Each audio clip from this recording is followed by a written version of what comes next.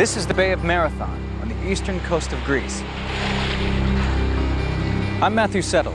Over 2,000 years ago, in September 490 BC, 600 ships lay the entire length of the shoreline, while an army of 30,000 Persian invaders raced up the beach. Their mission? To capture Athens and conquer Greece for the empire of Darius, the king of Persia. But 11,000 Greek infantrymen stood in their way here at Marathon. Now, with new video game technology, you are about to see this great battle as never before. The vast numbers of soldiers, the troop formations, how they fought, and how the battle was won. Get the view the generals wish they'd had now in decisive battles.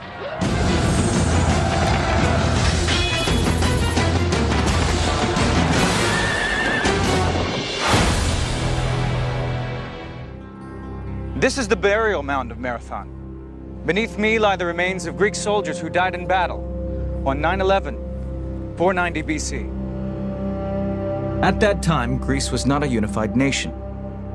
It was a collection of independent city-states, like Athens, Corinth, and Sparta, each with their own laws and systems of government. The most influential city was Athens. 20 years earlier, the Athenians had gotten rid of their king, Hippias, who was a cruel and brutal ruler. Athens became a democracy and began to flex its muscle against Persia, the greatest power in the Mediterranean at the time. Athens even supported a revolt of some of the Greek islands, who were trying to break free from Persian rule. The Persians saw themselves having a sort of God-given right to rule the world, and they expanded in every direction. They probably expected most countries and nations that they encountered to simply surrender. Their procedure of declaring war was in fact to demand a surrender, and if that wasn't then given, they would fight. The Persian king Darius became furious with the Athenians. He decided that when the time was right, not only would he conquer Athens, but all of Greece. Darius had a servant. Every time he sat down to dinner, before he would eat, the servant would whisper in his ear, "Sire, do not forget the Athenians."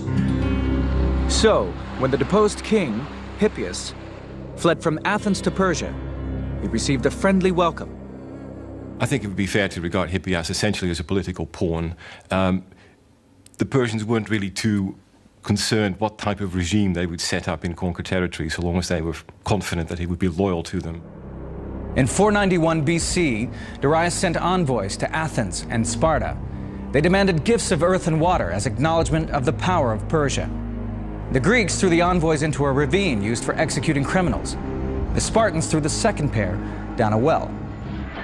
What the Greeks most hated was the idea of slavery, of not being free, and they were determined not to allow themselves to be taken over by a foreign power without a fight. Darius was furious. He assembled a huge fleet of 600 ships and mobilized his army. And when they set out for Greece in 490 BC, the exiled king Hippias sailed with them. The invasion force of 30,000 men was led by Datis, Persian commander in the west. Hippias was only too happy to advise him on the perfect landing place, the broad beach at Marathon Bay. The Persians had very consciously picked a place that suited the kinds of forces that they had. Basically, within the territory of Athens, they couldn't have found pretty much a better place for them to land. This is the plain of Marathon, 6 miles long and 2 miles broad. Apart from the marshes at either end, it's an unbroken plain, perfect for the battle tactics of the Persians with their light infantry and cavalry. Even in early September, these marshes were wet and soggy. A man couldn't walk on them, let alone several thousand horses.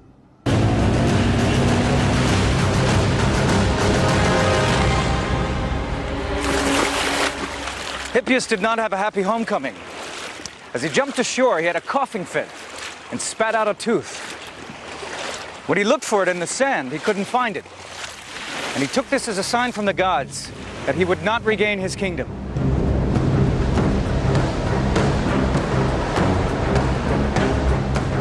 While Datis unloaded his ships and assembled his men, the Greek army was gathering in the mountains overlooking Marathon. This Athenian army was made up of many local tribes loyal to Athens, 1,000 men each from 11 tribes. each commanded by its own general. But in overall command was the Greek general Miltiades.